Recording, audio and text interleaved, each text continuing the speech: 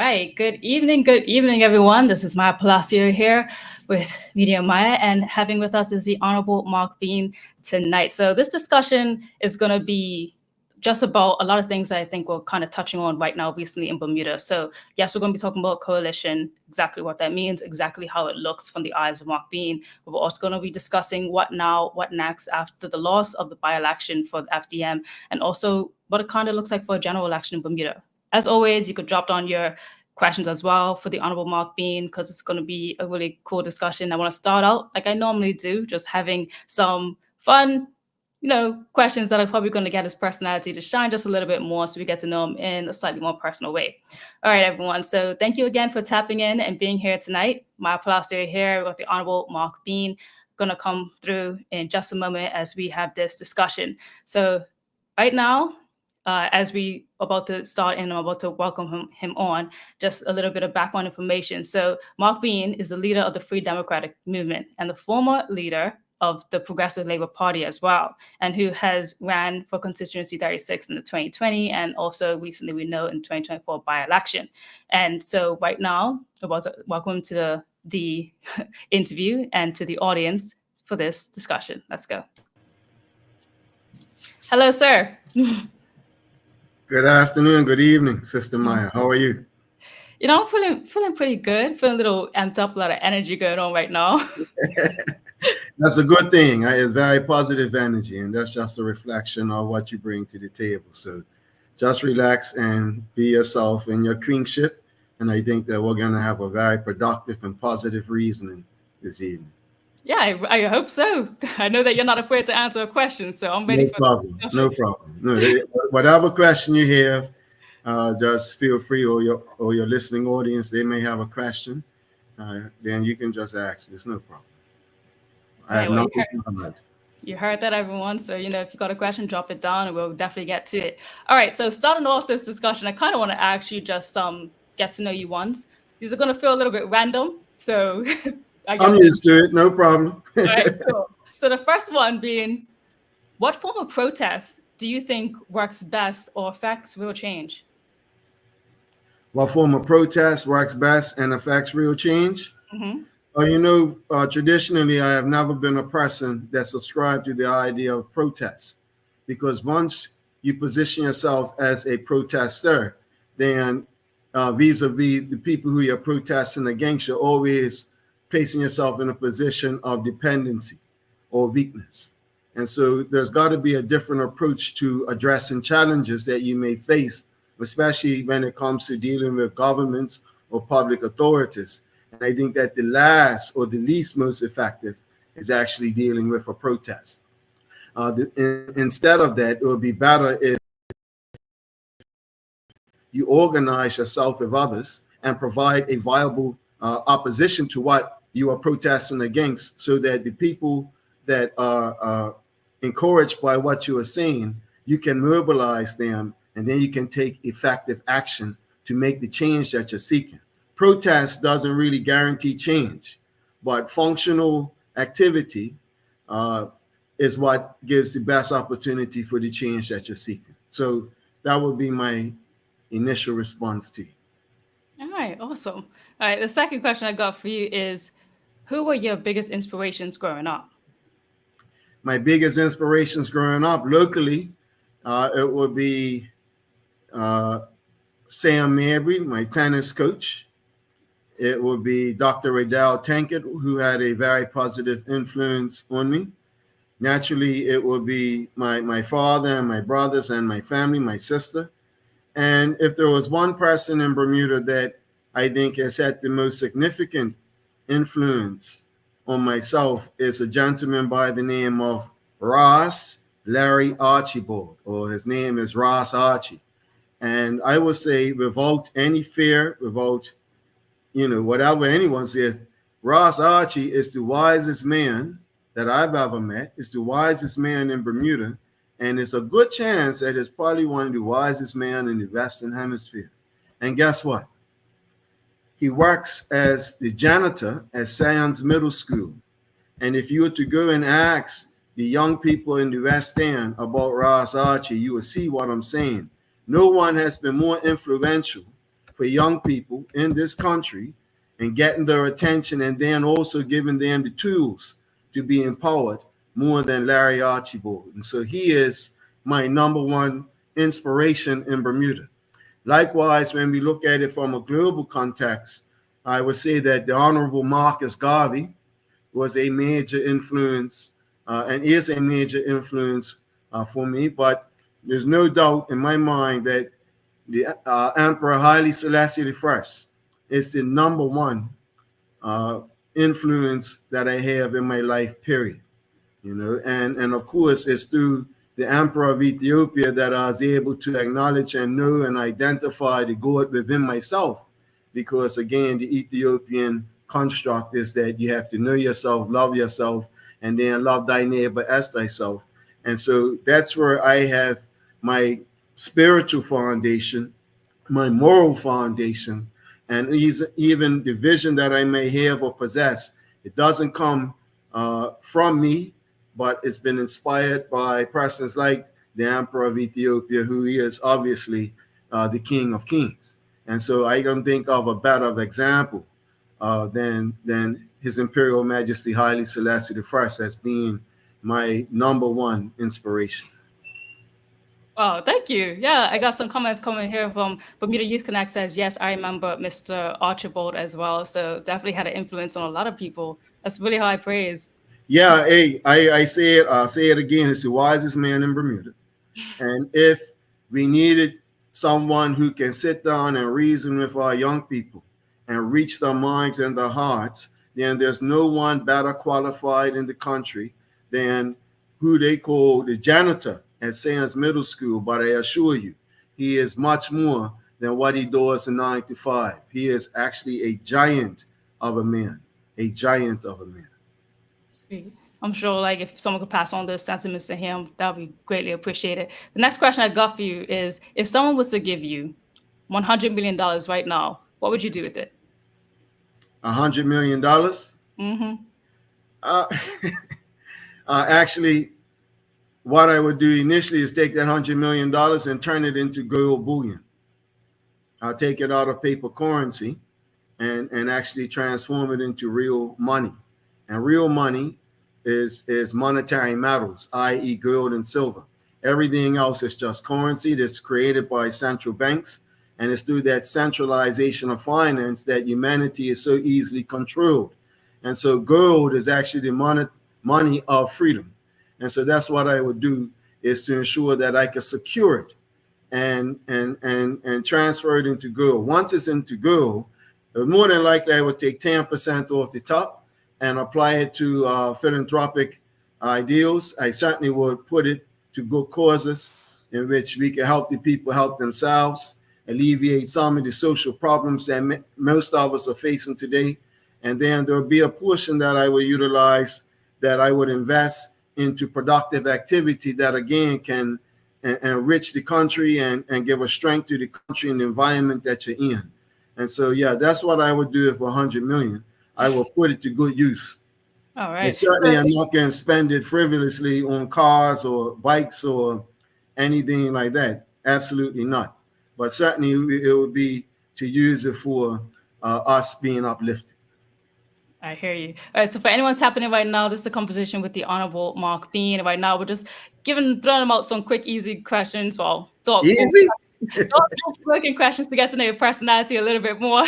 So before we get into the real deep into the interview. So my next question for you actually is, if you could implement one law today, right now in Bermuda, what would it be?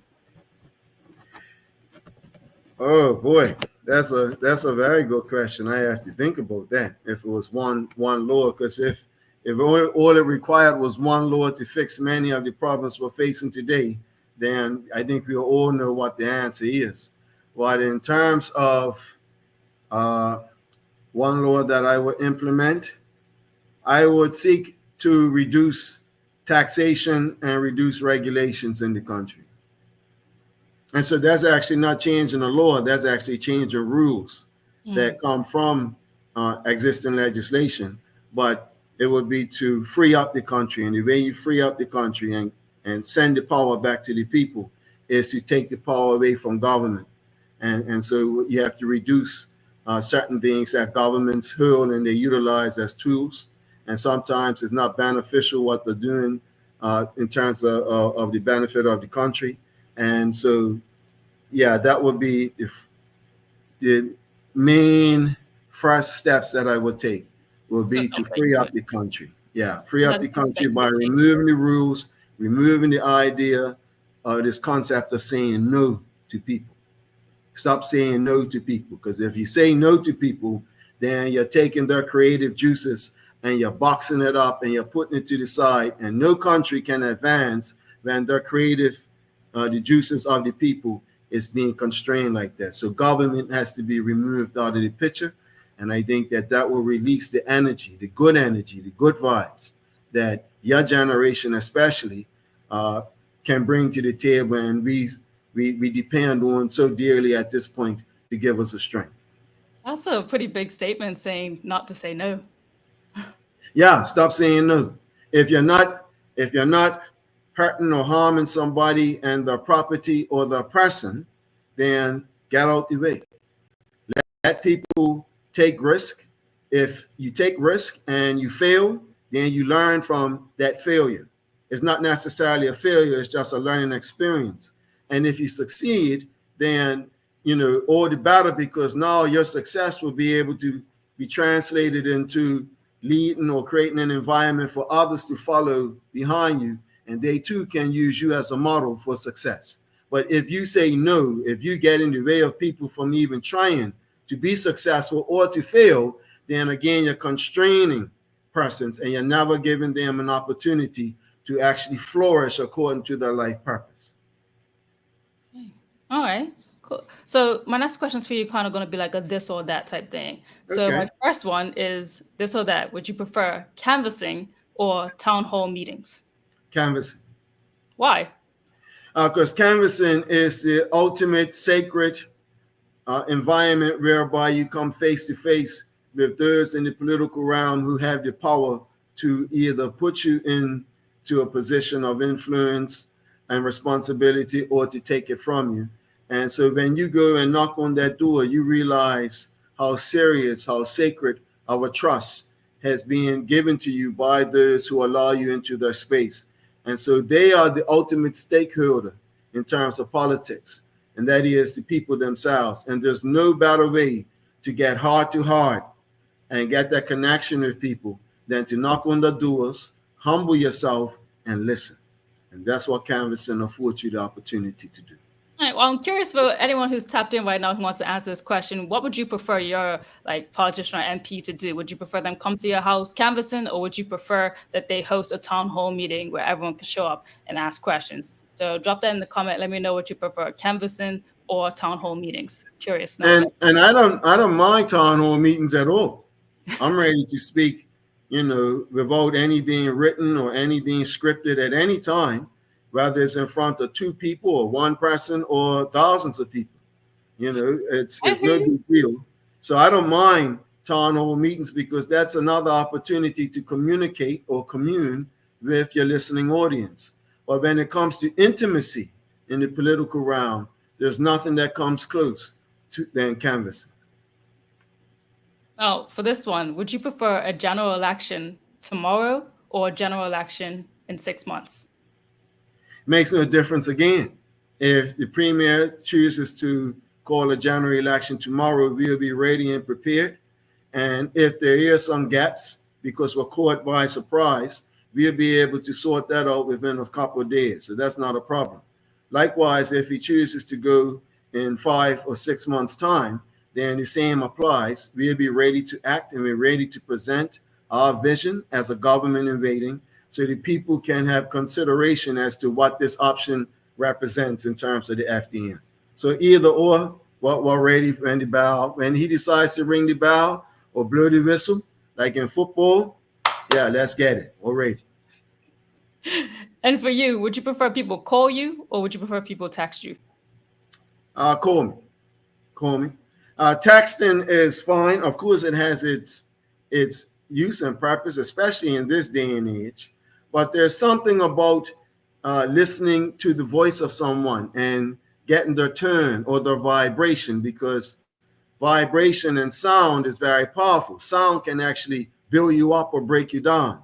And so I like the idea of being able to have a conversation with you, a reasoning with you, because then we can share those energies. And that energy is based on sound or word, sound, and power. And so I always take the opportunity, as we are doing now, we're having a nice reasoning. Again, it's irreplaceable. If I was to text it, you wouldn't know how I really feel. You wouldn't see the energy. You wouldn't pick up the energy because it's just in mere words. But so now you can see exactly how I feel. You can see my animation over a particular topic or whatnot. And you can say, oh, okay, I understand what it's saying. I can relate to what he is saying or what she is saying. And to being able to relate to someone is the basis of good relationships.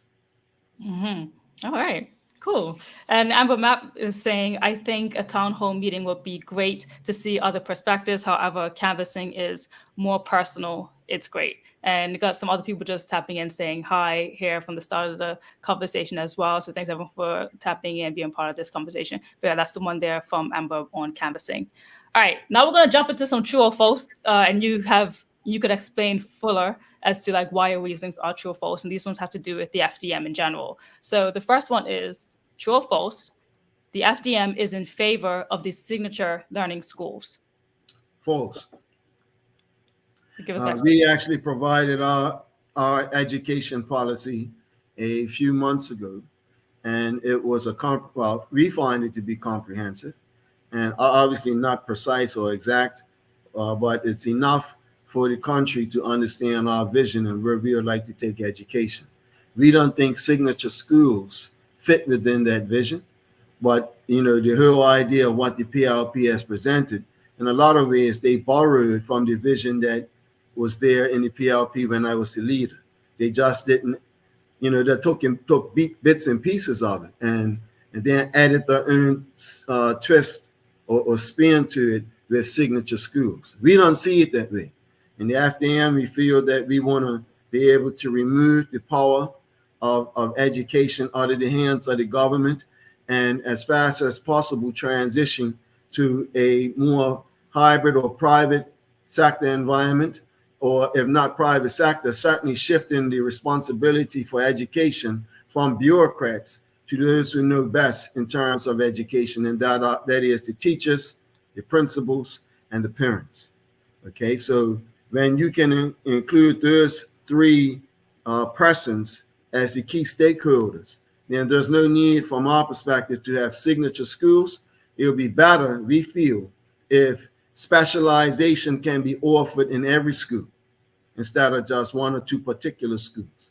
And so that is our approach and how we address education and signature schools.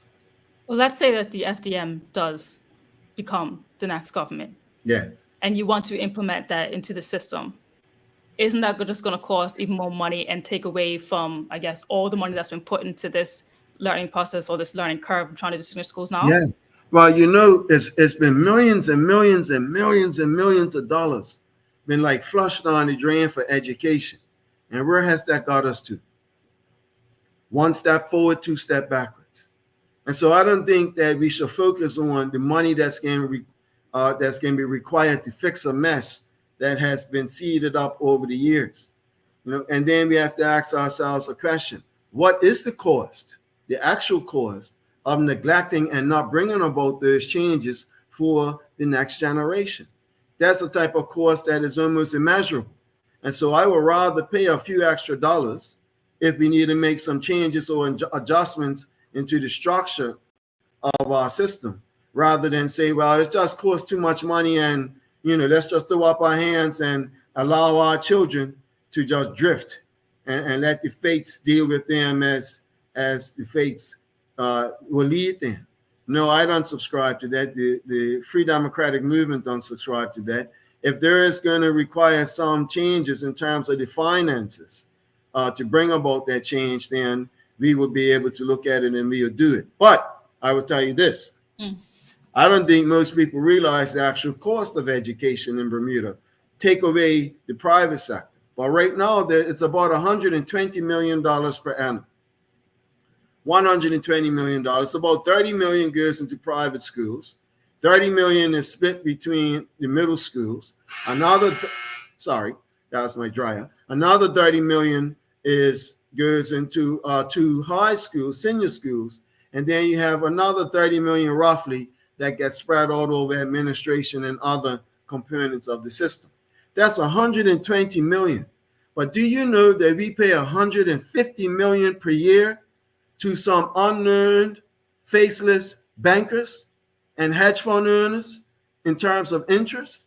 $150 million every year before any money can come off the top from what we make as a government in terms of taxation and fees. Before any money moves, the man's got to get paid through interest. And so if we again talk about, the cost of something, then I think that we should take it to a higher level and say, well, what can we actually attain and accomplish if that 150 million didn't go to the banker to pay off our debt? And instead, we could utilize that for things that are most valuable, i.e. education, all the safety nets of housing and food and shelter and clothing, and these things that can help people help themselves. I think that the majority of your audience would say, you know what, if we had the choice, yeah, why would we want to go and pay some super wealthy banker or hedge fund earner or other major institutional investor who's bought bonds, government bonds, with your children and our grandchildren's name on it? Okay, we would rather actually take that money, control it ourselves, and allocate it to areas in which helps us the best. And paying a banker is not that. And so when we're talking about education, we have to put that in the context of how do we allocate funds and to what ends. And so if it's $120 million, then I don't think it's a big problem, even if we had to make a shift to 130 million, if it means that our children are cultivated to think and act in a way where they can have true power in their lives. So and that's the ultimate responsibility of being educated, right? So the FDM is definitely in power. Understood. So the FDM is definitely in the position of changing the system despite the cost because of what it needs to be benefited, but you believe should be benefited better for the population, for the students. Our children deserve nothing less. In other words, to not accept that approach is neglectful.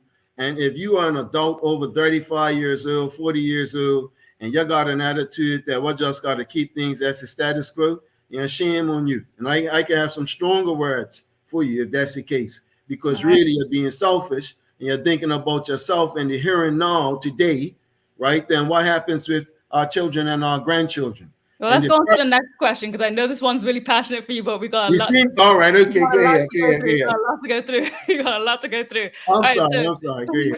That's okay. Yeah. I'm going to weigh in here sometimes. But the next question for you, true or false, the FDM has announced their stance on legalizing same-sex marriage on the island. We have or we haven't? That's for you to answer. True or false? false? We have not. We have not.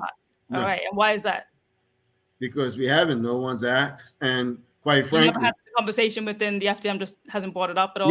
Yeah, we have. And because the Free Democratic Movement and the approach that I have always taken on this topic is I leave it as a matter of conscience. It's the same thing that I done when I was the leader of the Progressive Labor Party.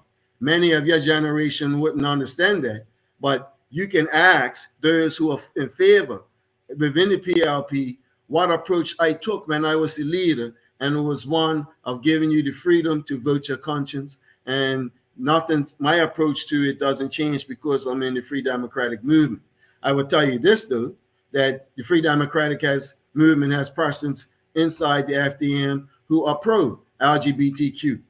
And then you have many who are not. And so within the FDM right now, within the FDM right now, you guys have not had that personal voting option to see who's for and who's against as a majority? No. Okay, so my next question then, true or false, the FDM agrees with the government's recent move to change the Bermudiana resort to the rental market? No, absolutely. Right. We don't agree with anything to do with the Bermudiana resort or what you want to call it. In fact, the biggest issue that we could see from this Bermudiana resort is that it's cost over $100 million so far, and we still don't have nothing. And so I want everyone to ask this question. If it cost $100 million so far, where did that $100 million go? It certainly didn't go to just building the place that's up on South Shore. It more than likely went into the pockets of select people. And so that's the major issue when it comes to capital projects led by the government. And because $100 million is such a lot of money, it's such a substantive amount of money, it only leads us to consider the next step. And that next step, in our opinion, is that there needs to be an investigation into how and what has happened to that 100 million over a 15-year period. That's a lot of money that we have to pay back, but someone is benefiting from it.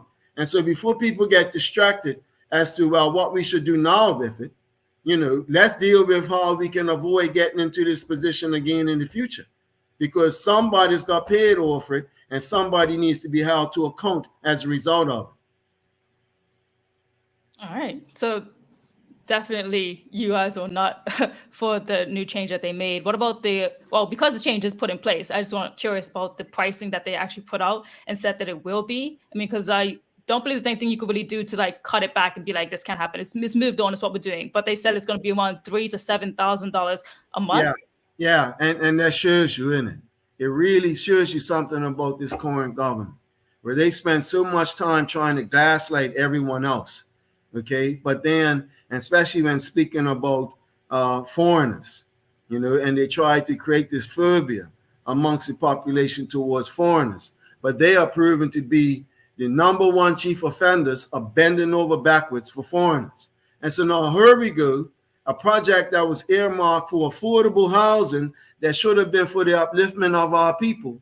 And all of a sudden, you got the audacity, you got the disrespect out of your mouth towards us to tell us, well, no, we're actually going to make sure that we're going to turn it back into a residential, but the residential unit isn't for the people. It's for foreigners. And so it makes you wonder, you should ask the question, who does the PLP really answer to? Who do they really serve? Forget what they say, measure what they do.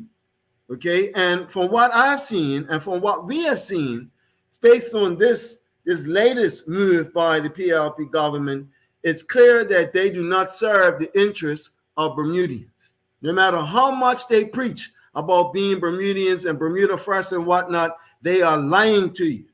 They are lying to you, and this is the evidence of their deceit.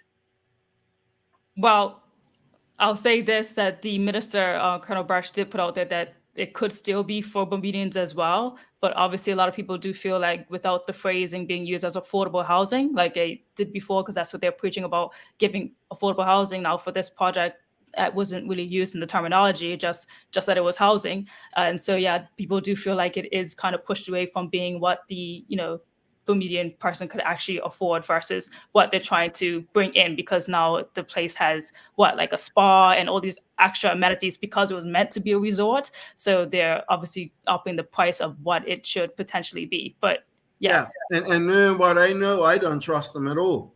But there is a problem. When you say that it's now a hotel, but we're going to switch it into residentials, what about all the meters that have to be installed? Because now it's a residential unit. How about electricity? These are things that have to be taken into consideration, that we should ask questions. How is this going to happen? How is it going to work out? So would you have preferred nothing? We haven't received no substantial answers to these questions. Not we in terms of the FDM. I'm talking about the public as a whole. So would you have preferred to stay as a resort?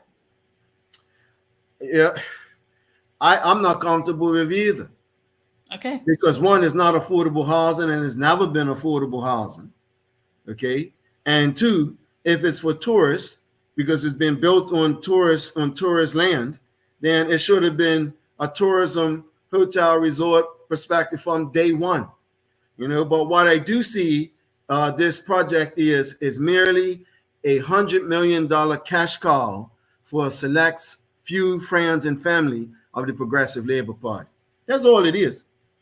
All right, let's move on to the next question I have here for True or False. True or False, the FDM has a plan to bring Bermudians back home? Yes, we do have a plan. Now let me put that into context. One, we would like to have advanced pearling put in place and absentee pearling put in place. So those who are abroad, for instance, like yourself in Canada, and then the many Bermudians who, in particular in the UK, they should have the right to be able to cast a vote, even if they're not in Bermuda at the time. They could be in school, they could be doing something else, but they should not be marginalized or disenfranchised because of their location. Now, in terms of do we have a plan? Let me be frank. Yes, we would love to see many Bermudians or most Bermudians to return back to the country, but being real, many people left because of issues and it's their personal choice. They didn't want to be in Bermuda because the cost of living is too high and there's so much challenges associated with living in the country today. And so while we have a plan, the plan is going to be centered around creating an environment that allows Bermudians to be comfortable enough to decide, yeah, I need a return. I know that I can take care of my family. I know that we can eat. And I know that I can get a house. And many of the challenges that exist today that made us leave in the first place have been alleviated. That's not going to be able to be done overnight or within a year. It took years and decades for us to get into the position of mass emigration and people wanting to leave. So it's not certainly going to come from a snap of a finger that we're going to be able to fix it. But if we create the environment that people can say, okay, I see a future for myself and my family in the country because structurally things are in place, then I think that would be enough as the government to create that environment for people to make that choice. But in terms of that choice, it's solely in the hands of the people. Now, let me say this to end on that point. For those who are abroad, listen, some people kind of look down on you because you decided to leave. Don't worry about them, right? If you're in the United Kingdom or in the US and you're out there and you're doing your best, I would encourage you to do everything you can to upskill, get educated, ensure that you have the skills that people are willing to pay you for. If you don't have those skills, then returning to Bermuda is going to be that much more difficult. And so use the opportunity to build yourself up and build your family up. And if you're able to stay out there and you find that it's better, then stay. Because you know there's something called a diaspora, okay? Every country has a diaspora, even now today Bermuda. And it'll be very useful. It's actually very strengthening when you have a people that are not just in one place, but you can spread that energy across the world. One quick example is just look at the Chinese. Chinese are everywhere, not just in China. And as a result, they're able to exert Chinese power everywhere that they find themselves in. Okay. All right. Thank you for that, that answer to the question. I had someone coming in and saying that the average working class Bermudian cannot afford 3K to 7K monthly, and that's from @wonderful8me. And again, thank you to Amber. She's facilitating the questions from Instagram. So if you do write anything on Instagram, it'll be passed over through her as it comes up on the screen there. So yeah, that was a comment made earlier for the Bermudiana resort.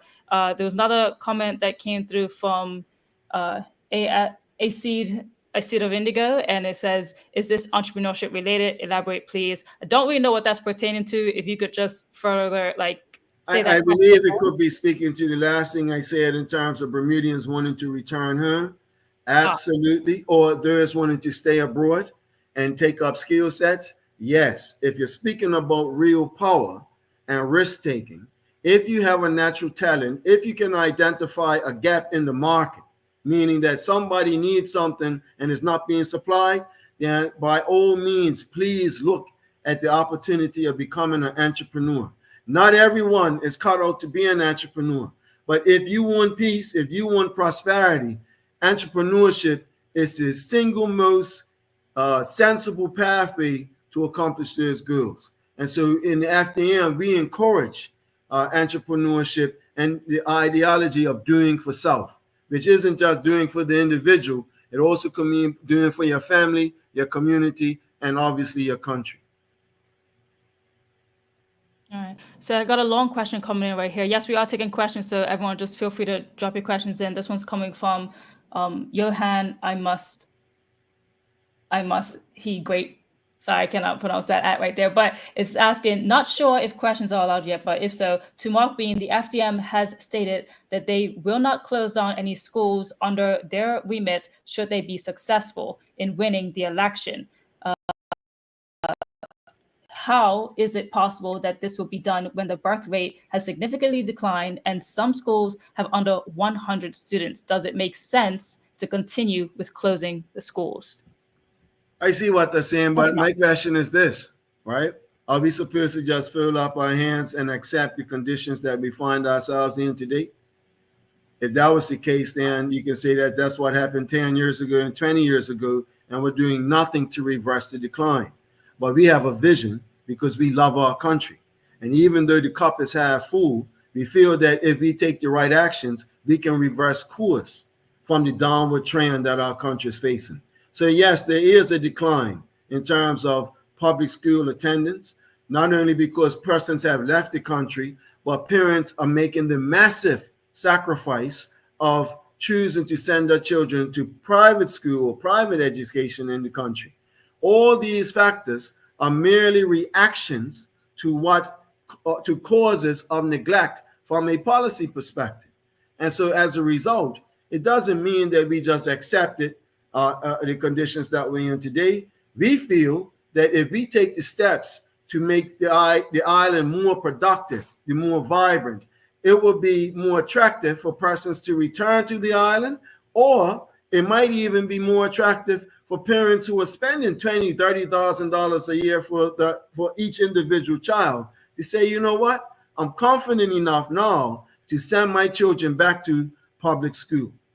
Okay, we would like to get to that point first before we throw up our hands and say, well, you know, things are bad and we just got to accept it and whatnot. Sorry, that doesn't apply. That's not the way leaders think.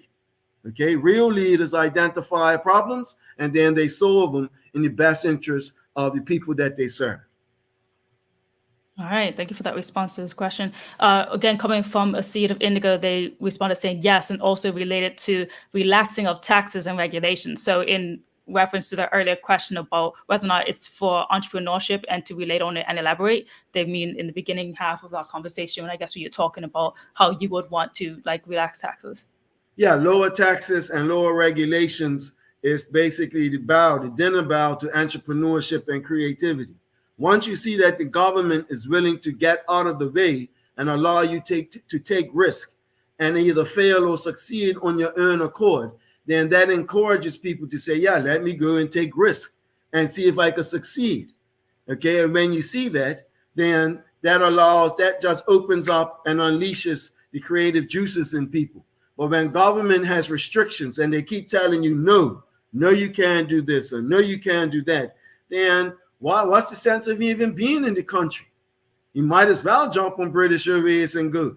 Because if I can't do for myself, now I have to go and be dependent on somebody else. And then I have to beg for a job and do all these other things that haven't worked out too well for us up until this point. So there's got to be a different approach in which we can help ourselves. And the best way to do that is through entrepreneurship. Likewise, entrepreneurship is the best way to solve many of the problems that we face in the country, even when it comes to the cost of living and, for instance, food. You're going, did I touch something? I can't hear you.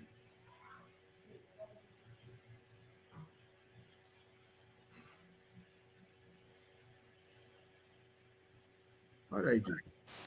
Okay, I heard something.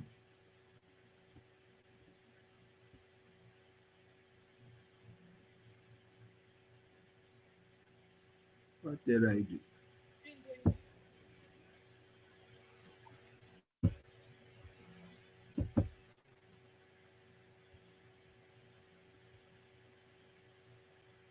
Let me see. Take it off. You should be able to hear me. Can you? I hear you now. There you go. There you go. Yes. You just got to speak in the mic a little bit more. All right, cool. So Yeah. there you go. I'm just gonna turn myself up a tad more. Sorry about that. I think my road actually might just died. But on to the next questions because I want to talk about coalition and independence.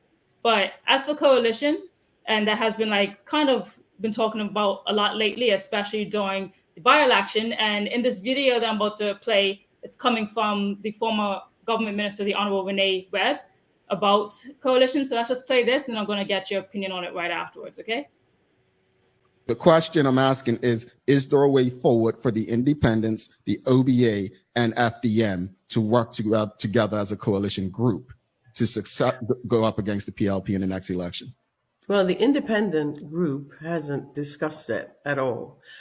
We know that Mark mentioned it when we were there, and Emily Gale mentioned it afterwards. It was news to me that it had even been discussed. So far, in terms of what the independents are doing, is simply getting ready to win their seat wherever they're going to run, win their constituency. So we haven't discussed it, whether or not we would form a coalition going into the election. However, winning the election, and depending on how that pans out, then obviously a coalition government would be a possibility. All right. So after hearing that, we need to know right now your thoughts. Is a coalition something that you are hoping to plan to do?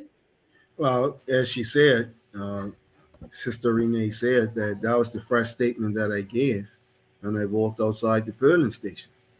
That was my first response, my first reaction. And that's because of the experience I have. I've been in enough by-elections and enough elections to know that what occurred in the last January election is the perfect scenario for the Progressive Labour Party.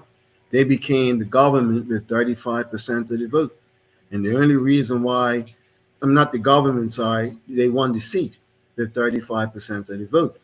Okay, and so if we have a desire, I know the FDM's desire is to remove the PLP from government. We're not trying to just be in the House to be a good opposition. We can do that. And the public already knows that we can be a very effectual opposition if we need to. Okay, but that's not what the island needs. The island requires change. Okay, now if you see three entities that are cutting the votes of each other, and then you have the incumbent with 35% still winning, then maturity, okay, and clean hands and a pure heart will indicate that we should sit down and make sure that we can actually work in a unified manner. And there's a reason for it. But I will say this. I'm not surprised with what Sister Renee said, okay, because that's just, if you just hear what she was saying, she's basically saying, no, we're going to do our best and we're going to do our own thing. And after the election, then we'll see, we'll react to how the dust settles. So after the election, the dust settles, the PLP could still be in government. So that tells me that your intent really isn't to remove the PLP. Now, I know enough about politics and even Sister Renee to tell you all that I'm not surprised by that comment. Okay? Right, because there's a problem in politics today. And I use the word or the phrase of having clean hands and pure hearts, right? And that's a major problem with the leadership of our times in politics. It's a major issue. And there's a lot of selfishness involved as well. So that being said, the OBA, who came last in the by-election, said they have no intention of sitting down and working together, right? And well, basically, Jerry and Richardson were saying, yeah, we're just happy. We're trying to be the best opposition that we never was, okay? Because for the last 7-8 years, they've been the worst opposition in our history. And then when it comes to working together in a unified way so we can remove the worst government that we ever had in history, y'all can talk about, no, we're not interested because we want to prove that we could be the best opposition. So we're not even on the same wavelength. We're not even thinking that way. We feel that we're going to be capable, willing, and able to represent the country as the next government, not as the next opposition, not as a person or a group that's just got 1, 2, 3, or 5 votes that the independents and Sir John are positing and trying to brainwash the people with, i.e. confuse the people. Again, clean hands and pure heart. They're trying to confuse you, right? They're trying to muddy the waters, and we're not subscribing to it. We were the ones that put the idea on the table, okay, of having a unified approach. And let me tell you why. Let me reveal to you why real briefly, and it's very important. The reason why we went at that, after it manifested itself and the results came out for the by-election, my mind shifted, and I'm going to reveal it today. You're going to get some information that no one else has heard before, okay? Basically, last year in June, the PLP, financed by the person who controls the PLP, a major international businessman and hoteler developer. I'll let you figure who that is, right? Well, they went and they hired and flew in on private jet some high-level political operatives, many of which have experience operating in global intelligence.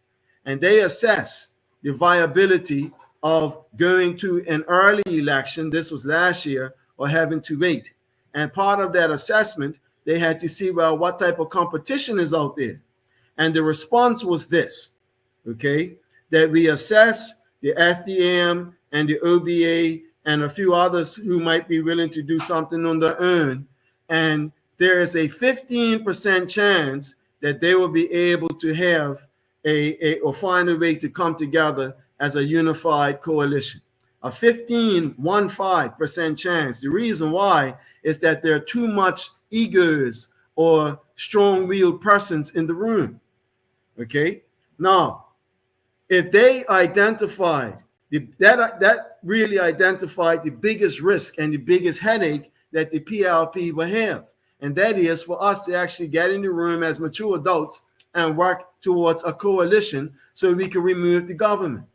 Okay, so when the idea was put out there, when I spoke about it outside the polling station, have you noticed over the last couple of weeks, the PLP, especially persons like Walter Rabban, okay, talking all this foolishness about, he's just talking nonsense, is trying to discourage the idea of us working together because he knows that if we work together, the PLP is finished. Okay, they know it. That's not because of what Marc Bean said. That's what the $100,000 consultant said. And so now I'm letting you all know why. That was one of the reasons why I expressed those thoughts immediately after coming second, not losing, but coming second in this last by-election. Because I know that that's the greatest fear of this juggernaut called the Progressive Labor Party. Just earlier today, actually, for those who are tapping in right now, Taj Dunville was on the Daily Hour. Can you hear me? Or am I still? Yes, that's better, okay. Yes. Was on the Daily Hour, and he actually did mention how that the only way for a new party to come into play or to take the place of the current government was through a coalition. But again, same as you mentioned, egos are still quite something that would need to overcome. Now, I actually had a quote here, and you said his name already, the Honorable Walter Rabban, who actually said, and this is coming from him, quote, "The reality is when you have independents that are not bound together by a shared set of principles and ideologies, you get a system where people are in it for themselves and not for the people," end quote. Now, this again is in regards to basically what it will mean if Bermuda was to have a coalition and what that would look like. So that was his disapproval of a coalition. Yeah, the PLP worked together in unison, and they're just as dysfunctional as what he described. He could put up a mirror and he'd be talking to himself in the PLP. You don't need to have a coalition to have that or exhibit that type of behavior. So again, that is Walter Rabban gaslighting. And I can say a lot of things about Walter Rabban, to be honest. We'll leave that for another. Because I'm not pleased with his behavior. And I can speak to that because I was once his leader. Okay, and I'm not pleased with his behavior, doing all this foolishness, talking all this nonsense, arrogantly. Are you going to resign or retire? Then do so, Walter. Do so. Because I have some questions to ask you, because I know about you better than most. I can ask some questions about your integrity when it comes to politics, because I've seen a lot. I've seen that you've been willing to, anyway, listen, just know this, Walter Rabin, right? I've been very patient with your chicanery and all the nonsense you've been talking, right? And you're taking advantage of the fact that the people don't really know who you are or what you represent. But clean hands and pure hearts, that's not something that you possess.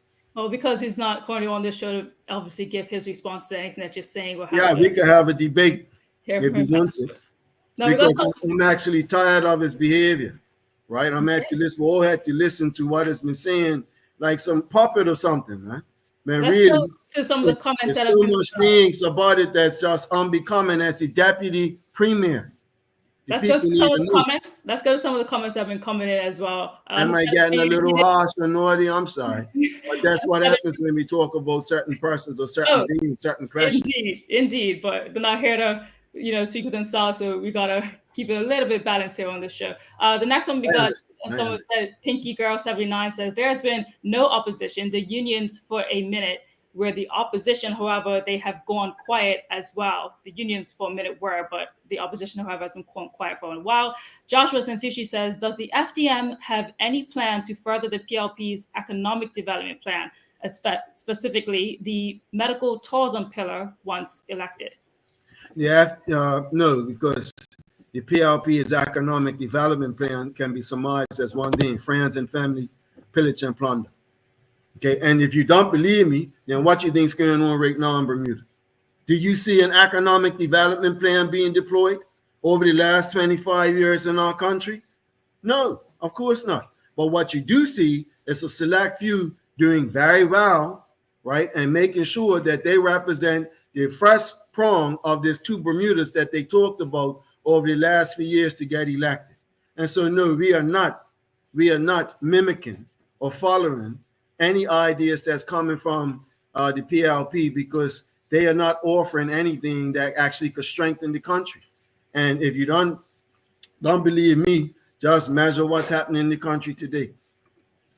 All right. Another question or comment here, actually from Shay.love89 says, not many have clean hands, pure heart within the government and the opposition. Pinky Girl 79 says, in the FDM view, how would a coalition government look? Would the FDM remain present following the election? Which is kind of a question I was going to lead into after coalition, was knowing, like, obviously someone still has to be the leader. Would you still want to be a leader of the coalition, or would you step down yourself if that was something that someone would agree to a coalition? Yeah, the idea came from us, right? And so that means that we're probably giving the most thought to it, and we know we're here. And as a result, for the sake of this country, I'm quite willing to step aside as the leader of the FDM for a coalition government, or if there was a need for anything else beyond the coalition government, because a coalition can be frail because of these different ideas and whatnot, and it might be more effectual for everyone to come under one umbrella. I would be quite willing to step aside as the leader of the FDM if that was the case. I do though encourage, if it was to become under one umbrella, that umbrella would be the Free Democratic Movement. You know why? Because the OBA and the independents, they have one stigma that's attached to them, which actually paralyzes them politically. Anytime it's raised, it just shuts them down. They have no response. And that is something that the PLP utilize whenever it's necessary. And we call it in Bermuda, call it the race card.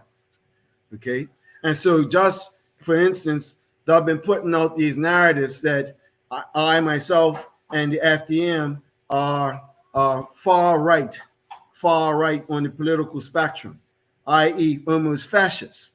Okay? Now, that's something that if it's said to the other two entities, that will mash them up. They wouldn't know what to say. But for the FDM, we just laugh.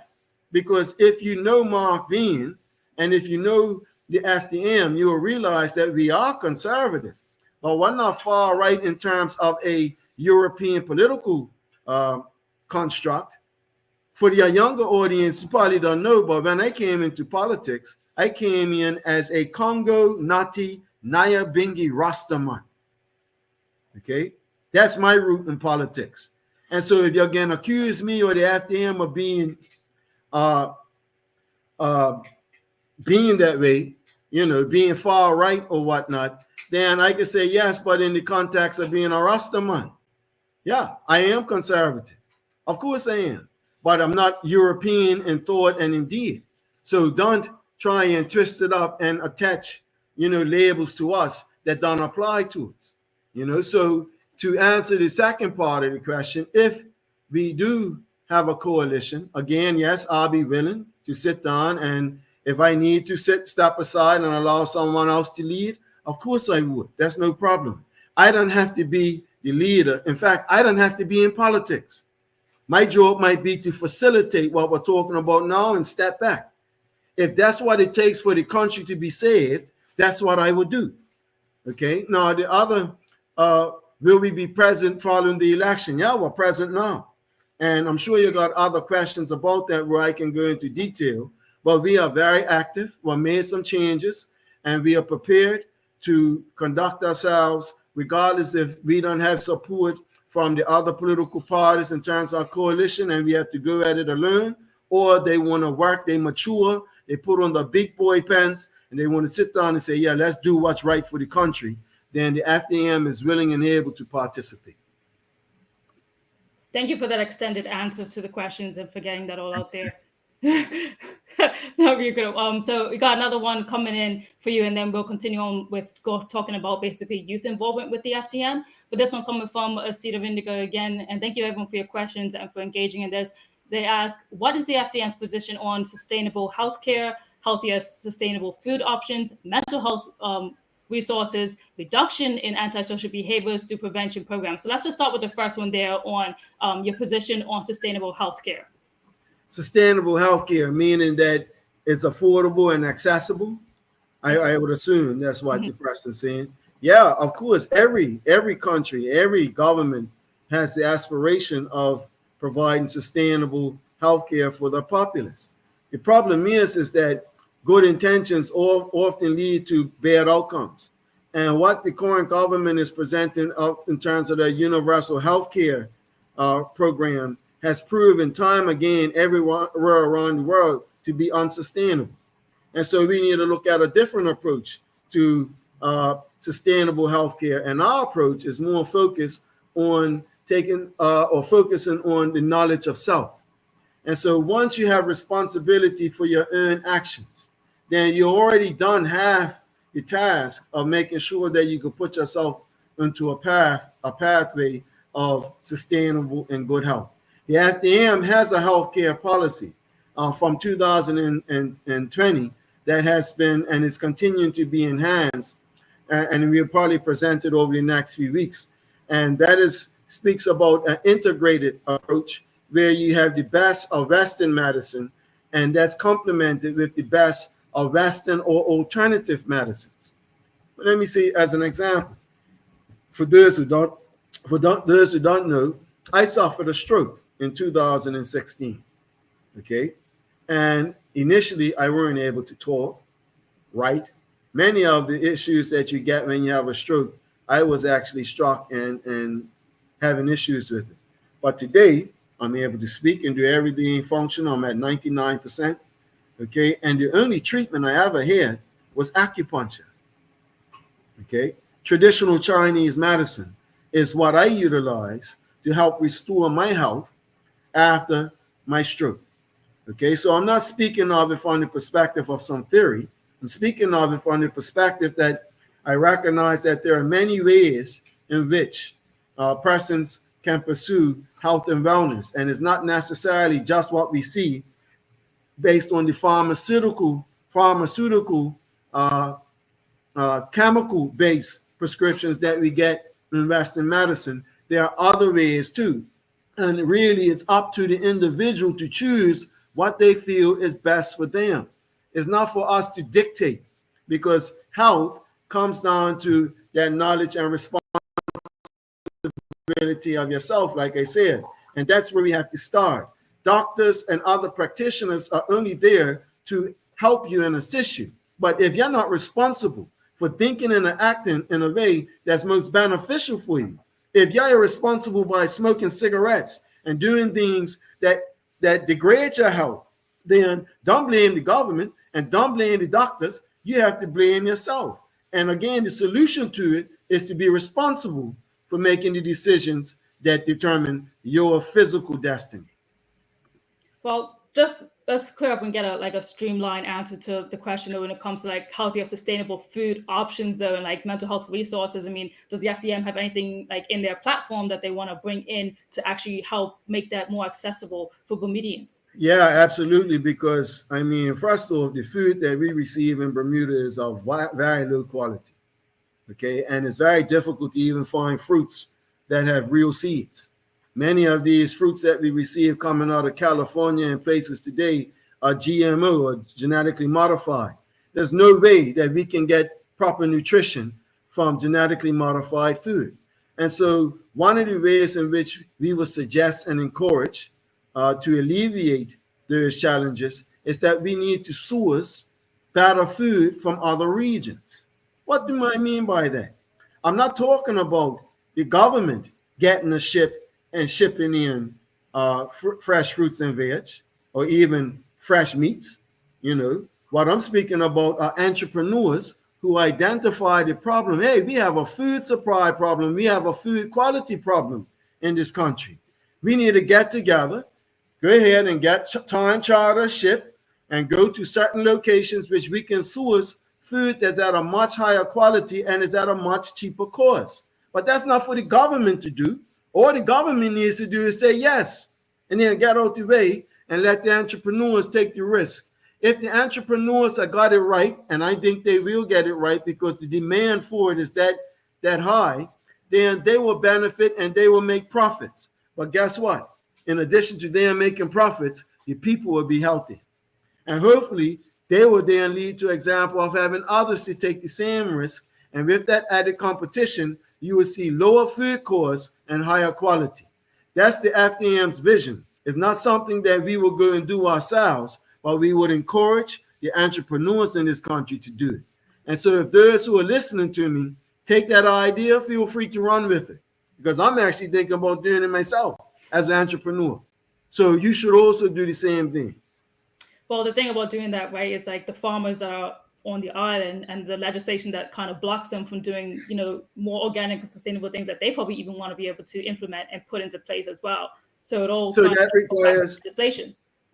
Yeah, that requires the removal of regulations. But we have to know that in terms of agriculture in Bermuda, Bermuda farmers are only able to supply 10 to 15% of the food demand that we use on an annual basis. 15. On the best of years, it was probably 20%.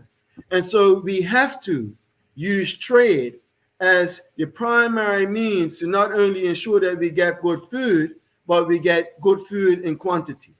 And then it could be supplemented by our farmers in Bermuda.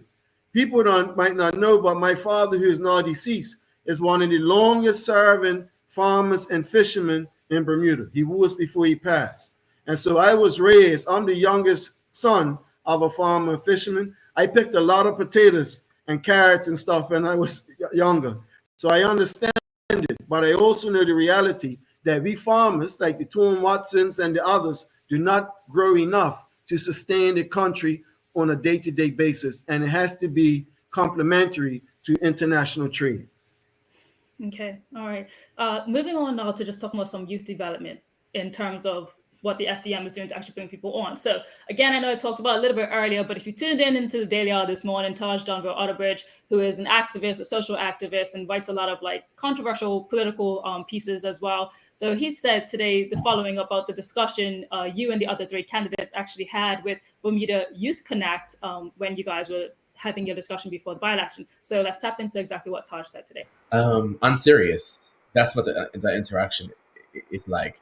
I mean, I don't know if either of you saw the panel discussion amongst the candidates for C36, but you saw that there's a lack of knowledge, but also like any kind of political or policy position on those areas. It's just, oh, we have to wait and see, or oh, I have to consult my members, or etc. etc. There's no real policy positions on those three issues. how can we solve those problems?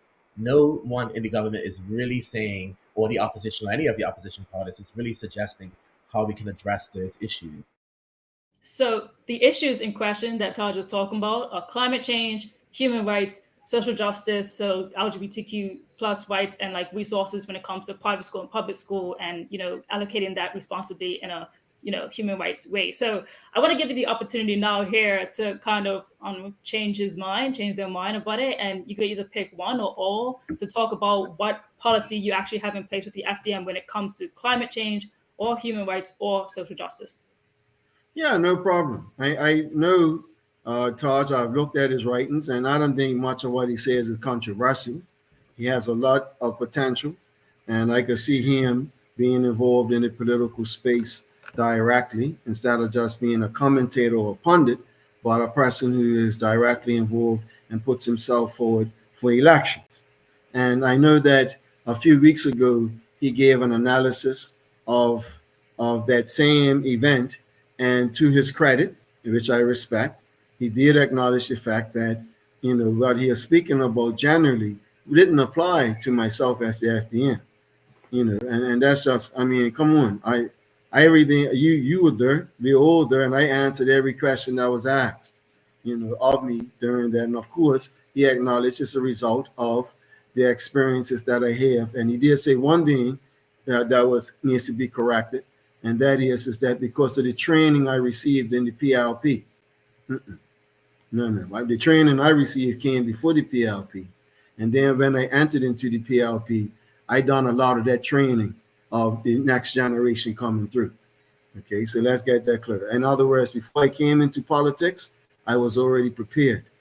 All right, and so that's something just to give some clarity. Now, in terms of the topics that he's speaking about, which I do understand where it's coming from when you say, well, this is the context, right? Climate change, human rights, LGBTQ, and what's one else that you said? Climate change, human rights, and social justice. And social justice, right. Well, the FDM is not an entity that subscribes to wokeism. That's not our political orientation. So there's nothing for us to talk about in that regard. And because we are having a discussion in a by-election environment, I could tell you this, and the others can also tell you, the other candidates can also reaffirm that after knocking on every door in the constituency, not one constituent asked about climate change or LGBTQ issues. Not one. Okay, so while it may be a topic of discussion and on your mind, and the younger generation especially, I understand it's something that you are interested in the context of that discussion, it weren't relevant because we were talking about our experiences on the doorstep. And so we are giving you our experience and views from our interaction with the people themselves. Now, yes, it's true that many of them had to take the lead from myself because they didn't have that experience. That happens. I understand. But guess what? Look at Marc Bean, 25 years old. He said on every opportunity, every occasion, every interview that he doesn't have no experience. He doesn't really know anything about politics and whatnot.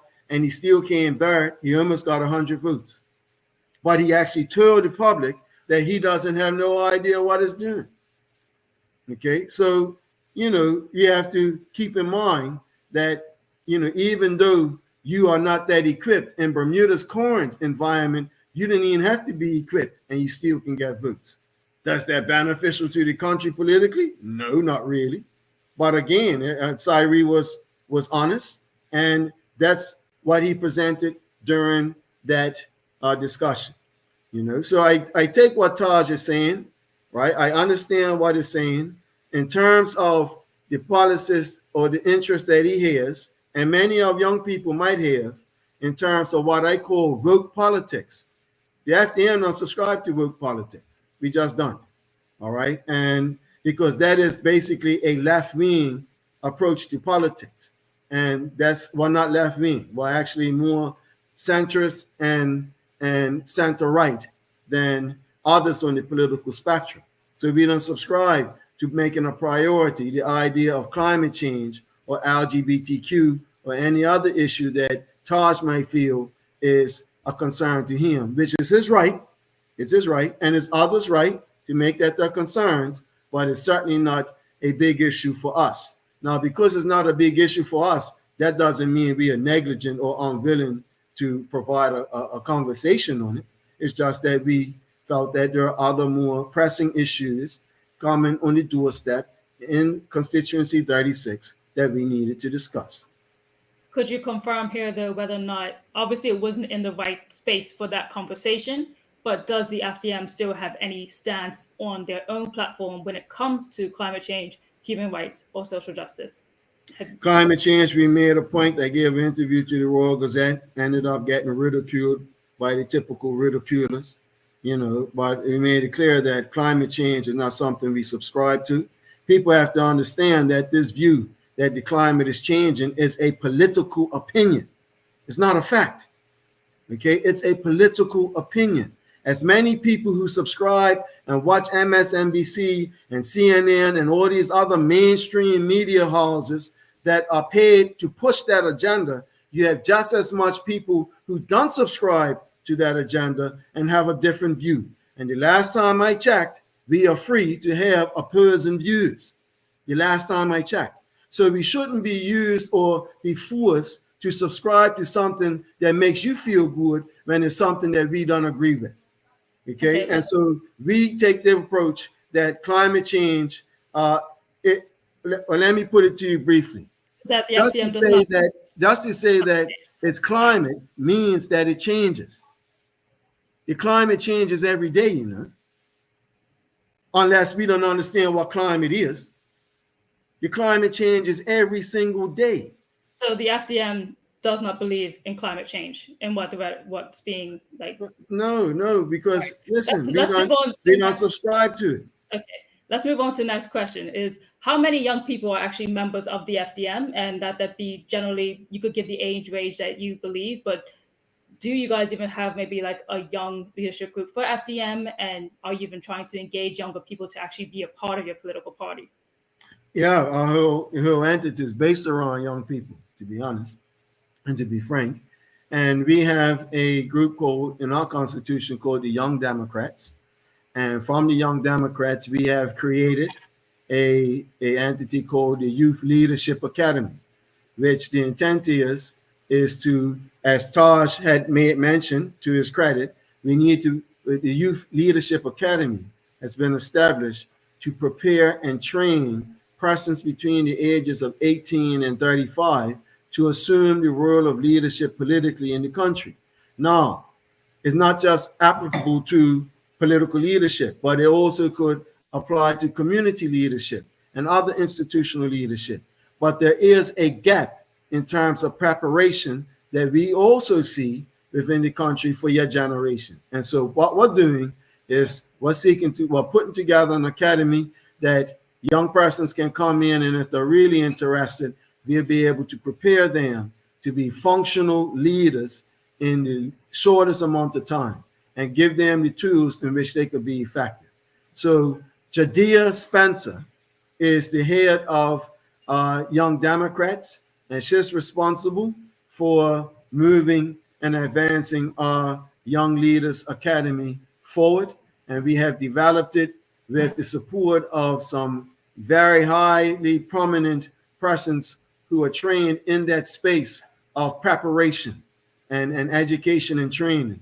And so that's going to be at the forefront of many of our efforts, because we feel that the best hope that we have in the country to reverse the trajectory that we're on is to put our faith in the generation between 18 and 35. Now, in saying that, we need to make sure that the next generation understand and are prepared properly. And so we are going to be training ones up on the agenda of being conservative and not embracing the idea of wokeism. We can debate about it. That's no problem. But I'm looking forward to getting young people understanding why it's important to look at the policy prescriptions that we're advancing and how they fit in to the overall development of the country. And so that's what we're going to be doing. And we think if we can get some young people on board to understand that the world of politics isn't just based on left-wing wokeism, then we think we'll go a long way into preparing the next generation of leaders. Well, in saying that, and just the approach right now for young people who are tapped in and listening to, and obviously in Taj's role, I would say, in Bermuda Youth Connect as well, when they bring these conversations to light, not different from some of the ones that we're even having right now, just the topics and the points that he pointed out. Don't you believe that, let's say, in the manner in which you're calling it wokeism, I don't think you're saying it in like a negative way either, but because it's something that generation does care about, is the way that you're speaking now, do you think is actually helpful in wanting to bring them into the FDN? Does it feel, because in light of this conversation, it feels a little dismissive of the No, I'm topics not being dismissive. I'm just being frank. And I didn't make up the word woke. I didn't make it up. In fact, it could have the connotation of mental darkness for all I know, but I don't subscribe to it. And the FDN doesn't subscribe to it. And it's okay. I'm not using it as a slur. It's a word that's used by those who subscribe to it. Okay, that's fair. Yeah, and not us, but wokeism comes with its own connotations. You have wokeism that justifies transgenderism. When I say transgenderism, for instance, men being able to go in women's bathrooms and play in women's sports and all these other things that we don't subscribe to. I'm happy to have that conversation at a later time, but let's stay on track right now. Again, if anyone has any questions, please feel free to plug them into the comment section. We'll get to them as best we can. We're gonna go to the next topic. We're gonna head on to the next topic, which is basically about the violence that Bermuda is currently being impacted by on the island. Can you hear me now? Am I good? Yeah, good. Okay, great. So in terms of all the, we're hearing a lot about unfortunate tragedies with deaths with related articles with young persons in Bermuda specifically. I put up a report that showed that the statistics of using bladed articles has gone up quite high from 2023, and even now in 2024, it's still progressing at high rates. What's something that can be done, whether it is within the youth, to try and prevent these matters from happening? Like, what is it that the people need to do or the government needs to do to reduce the level of people needing to feel like they need to have bladed articles on their person wherever they go, especially the young people? Well, we're reaping what was sowed, haven't we? And that is a responsibility for a whole generation. We are guilty of being negligent towards the next generation. And that's why it's important to tell the children the truth, right? To raise them up in truth so they don't have this confusion and they have to grapple with in a society where there's so much information out there that it tugs and pulls you and you're not really sure what's up and what's down or what's right and what's wrong. And so the first step that I would do, in the FDM, I mentioned it earlier, I got all the young people and put them in a room with Ross, Larry Archibald, the elder, and let them sit there and do whatever's necessary to make them comfortable so we can have a discussion to get them tuned into their conscience. As a person thinketh, they become. And one of the big problems as to why our young people disrespect one another is because they don't respect themselves. They don't respect themselves because they don't know themselves. So where's the example of knowledge of self coming from when we have adults who are just as negligent in their own behavior today and yesterday as the children who are just acting out what they see? So it's going to require real adults to stand up, take our youth aside, and basically impart, instill the knowledge within them so they can be the masters of their own destiny. And so it's too late to wait to get a young person at the age of 18 to change their trajectory. Those changes have to occur in the first formative years between 0 and 7, and then possibly 7 and 14. That's when the changes have to occur. That's when the cultivation has to occur. We can't just be reactionary and say, look what's happening to our children. They're stabbing and killing and et cetera, et cetera. That behavior is based on the fact that they have a lack of love of themselves. Okay, so we need people, adults, who understand what I'm saying to step forward and take time and plant them seeds into our young people's minds. That will go a long way into alleviating much of the problems. Now, let me also say this. And I should have said it at the beginning. and we're talking about young people. We just had another road fatality on Friday. That's actually my godson, Dimitri. Okay, his daddy and me are tied to the hip from basically 2 years old, and so it's painful. Okay, we're losing our young people not just because of violence, but we're losing them for multiple reasons. And each time we lose a young person, it hits so deep within our souls that what can you possibly say?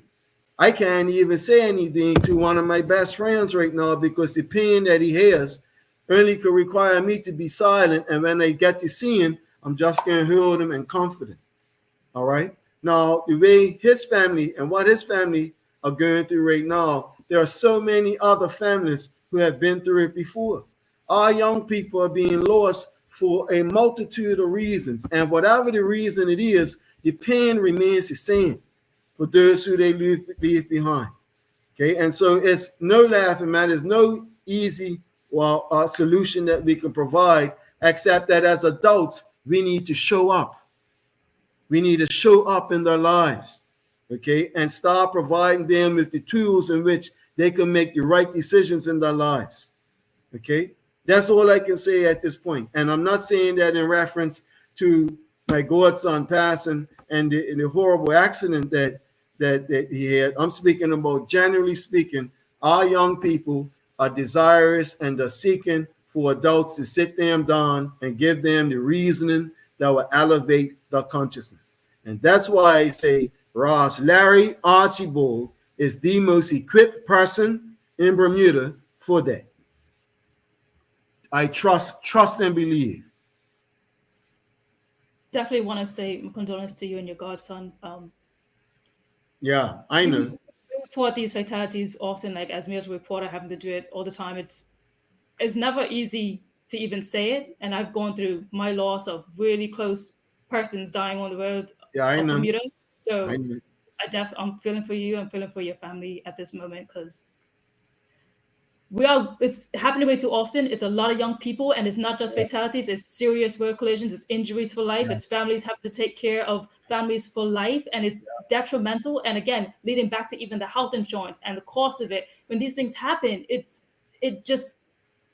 I'm sorry. I'm listen. My emotions are, I'm at, because it applies to all of us. It applies to all of us.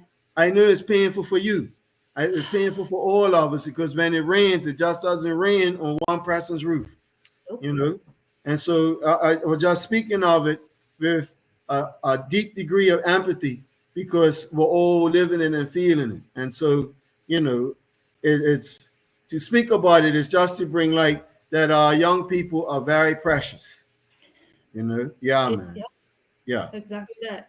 And, sometimes when we do have these conversations, I'm going to stay here just for a little bit, guys, because we often just, as reporters, we talk about it, we say what happened, and then it kind of moves on to the next story. But rest assured, I don't forget these stories. And I hope that the island doesn't forget these stories about every fatality that we report. That's somebody, that's somebody that somebody loved deeply, dearly, unconditionally. That's parents who had futures, plans, everything lined up for this individual, just gone in an instant. And it's you can't heal. You can't. It's not, and that's why I even know so many parents in themselves who have left the island due to this too. It's reasons why people cannot stay here in Bermuda, just dealing with the sorrow, the loss. People can't even go past certain places where these incidents happen anymore on the roads because of the loss and because of the devastation that is so impactful. And we're so small. It's so hard not to go past these locations all the time and just be reminded constantly. And I hope that my aunt even feels okay with me saying this, because some of you may know the loss of my uncle Mal from someone who fell asleep at the wheel and killed him during our cop match celebration. And my aunt does not go past Kidney Field, the stretch on the airport. Yeah. She hasn't been down to St. George or St. David's in years. My uncle died in 2016. In years, she has not gone past that location. That's how much. My brother Mal, who I used to work with at Port Royal Golf Course, and his brother Shannon, and the most beautiful people that you ever meet. So I understand what your aunt is going through. I lost my mama when I was 16 to cancer. And it took me basically 15 years before I would drive across Richards Barrett down Christchurch, Devonshire. Took me 15, 20 years before I even drove down. I'll go anywhere before I go down Middle Road, Devonshire, because that's where she was buried. So I couldn't imagine how it feels when we're speaking about the circumstances of fatalities and whatnot. Of course, you don't want to go around there. And so, yeah, I agree with you why people want to jump on the plane and go. And leave. Yeah. And leave. It sticks with you and it stays. It's very painful. It is. So just for anyone, like, again, you're tapping in right now, just people care that you make it there alive. They don't care if you're going to be late, honestly. Arrive alive. Don't worry about being late. Don't worry about speeding, and just think about your family. Think about all the people that love you. Please buckle your helmets. It's the simplest thing you can do. Buckle your helmets. And sometimes you can get in an accident and you've been extremely responsible. Yeah, that too. You've done all of it. You've done all those things, and still, things happen like that. So, yeah, do what you can to minimize the risk of being on our roads. Take your time. It's, it's painful. And it impacts so many people's lives. So many ways. I got this question that came from Jamal Hartman, just to reiterate back to an earlier point that you made, and I believe we were talking about wokeism. He says, is the point Mark is making is that not all young people subscribe to liberalism, but it seems that liberalism among young is the loudest. Is that correct, Mark? So in terms of saying... Absolutely. It is neoliberalism, because the original term of being liberal means to be free or liberate. And so you had what was called the classical liberal approach, is what we subscribe to in the FDM. But this modern liberalism where anything goes is what you're speaking about. And yes, Jamal is right. This is something that is being pushed on young people, especially in this day and age, but it was pushed from the 1960s and 70s and the 80s. So a lot of young people, a lot of your grandparents, they were very liberal during your age during the 60s. You'll be surprised what they were doing when they were your age in the 60s and 70s. But eventually, as they get older, when they have to start paying bills and mortgages, life becomes a little different, and you have to see life for what it is. And so, yes, there is this idea of modern day liberalism, which is synonymous with wokeism, and so, the FDM, our responsibility is to get young people to think about what is considered to be classical liberal or free. Okay, but when we speak about freedom, that freedom and liberty does not equate to license. So you need to be free, but you need to be guided by your conscience, okay, between right and wrong. And so that's what we mean by free. All right, let God be your guide. Well, whoever God is to you, as long as you recognize him in your conscience, that still small voice that tells you to do what's right instead of what you like, then once you got that within you, then you're free as a bird, because his can guide you and protect you. All right. Thank you for that clarification on this earlier statement that we had discussed earlier. All right. It's been a very long discussion, heartfelt discussion. I believe we hit a lot of topics, and I thank you for your time. I'm going to see if there's any more questions rolling in as we're about to close this out, because I'm just going to ask you a few more, Honorable Marc Bean. So in this sense of just talking about the future of Bermuda and the placement of FDM right now and where you are, I know we earlier discussed coalitions, and I know your sentiments on saying that, you would step down if this is something that would be, generally talked about and progress forward. But if it isn't, and if this doesn't come to fruition of even having a discussion with any other parties, what is the FDM's focus going to be on next? Becoming the next government. And we will show over the next few weeks and months that what we mean is what we say.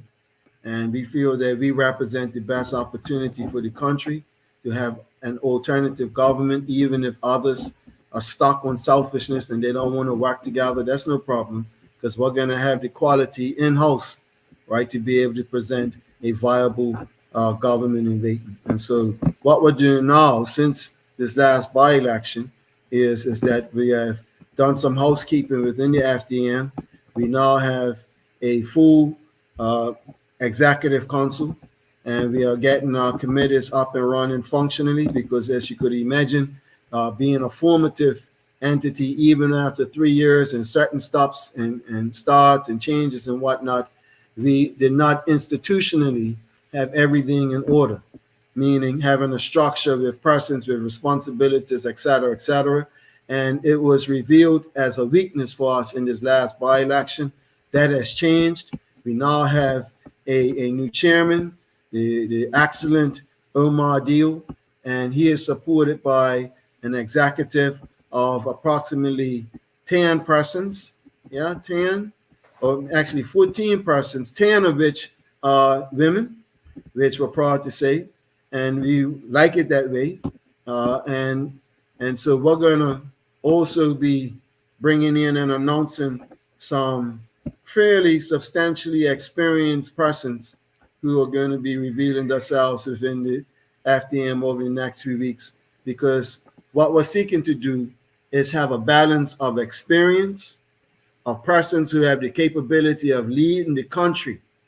Even if I wasn't around, no problem. But a small group, a cadre of extremely experienced persons who have been there, done it, complemented with a few middle-aged persons with some political experience, but certainly not at that top leadership level. And then we want to then spice it up with a good 20-odd top shelf quality young people who feel that they got the willingness and the ability to serve and run and put themselves as a candidate. And even if you're that quality, you can also, you're not limited to just being a candidate. The ceiling is there for you, and there's actually no ceiling, and you will be able to even become a minister of government. But in order to get to that stage, you have to be prepared. All right. And so we're going to make sure that you're prepared, and then you will naturally emerge. And as a result, we think that we will be well ready whenever the premier decides, whenever Walter Rebellion decides to go and drop the writ. We're going to scare the living daylights out of him politically, because he knows, as we know, that the FDM represents the greatest fear that the PLP has. Don't be fooled by all the chirping and stuff that you see coming out of their mouth. I can assure you that the greatest political fear that they have is the FDM, right, coming out and revealing our full slate of quality Bermudians willing to change the trajectory of this country. When could we possibly see that? Soon come. Soon come. That's what soon you come. Soon right. come. And like I said, I indicated there are layers of persons. So not everyone's going to be rolled out at the same time. If I was to ask you who are the 36 candidates for the OBA, you wouldn't have a clue. Okay, it's actually difficult to name the 5 or 6 people that I got in Parliament. All right, so having people doesn't make a difference. It's not about quantity, it's about quality. And so we are taking the approach where we're going to present our persons in the right time, and we're going to start with letting people or setting down a marker to show you that we truly are government in waiting. And it's not about Marc Bean. I don't deal with the politics of personality. Okay, I don't subscribe to that. All right, and so we're going to show a team that whoever the leader is, doesn't matter, because the country is going to be secure. I just want to travel back a little bit just to talk about the Young Persons Coalition that you said that you have set up. Yes. So for those who are interested, I mean, how do they get in touch with Judea Spencer? I believe you said it is. Yeah, Judea Spencer, and I think Amber, if Amber, you're available, if you hear my voice, you can provide the information to Sister Maya and contact information. If not, then you can go to our website, or you can contact myself at 538-3598, and we'll be able to link you up with Judea. And we're looking for young leaders. When I say young, over the ages of 18, and all we have is one requirement: clean hands and pure heart. I don't care if you came from the environment of being woke and you have certain ideals. that's no problem, right? Why not bias to young people coming in the room because you think a certain way, right? And neither are we trying to convince you to think another way. What we want to do is present to you a way in which you can see as an alternative.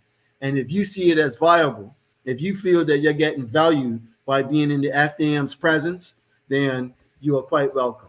One example of someone who has shown the training and discipline that you receive, the effects of it, is Omar Dio, our new chairman, who is absolutely brilliant in terms of written and oral communications, and he understands politics very well and is only going to get stronger and stronger. And so he is an example of what we are seeking to develop for the country. All right. Well, I think that's a good place to close it out for this interaction. The Honorable Marc Bean, everyone, thank you so much for your time and for putting out exactly and clearing the air on many multiple things that the FDM stands for, and also where you stand as a leader of FDM in some circumstances of where you guys are placed. So I don't see any more questions in the comment section there. So we're going to leave it at that. And just again, thanking you for your time. Thank you. And my last statement will be to all the young people: don't listen to me or anybody else. Listen to the voice within you, their conscience, that tells you to do what's right instead of what you like. If you can discipline yourself to hear that voice, then there's no human being that could sway you or brainwash you and take you away from your life purpose. Even if you don't agree with Marc Bean or what the FDM said, all I'm asking you to do is have that knowledge yourself, and I think that you will be on the right path for the future. All right. Thank you. And everyone, Honorable Marc Bean. Have a good evening, sir. You too, Green. All right, everyone. Thank you so much for tapping in, those who did and those who asked questions and got to be involved in this conversation. Let me know who you would want me to speak to next, actually, in terms of even everything that Mr. Bean said, the Honorable Marc Bean said, and, what's going to happen moving forward. I know that there are other, coalitions and young persons and questions that might be coming in and distributed after this conversation. So let's not let it end here, and let's continue rolling through what's been said tonight from the Honorable Marc Bean. All right, I thank you everyone for your time, and this has been Media Maya with the Honorable Marc Bean. Have a good night.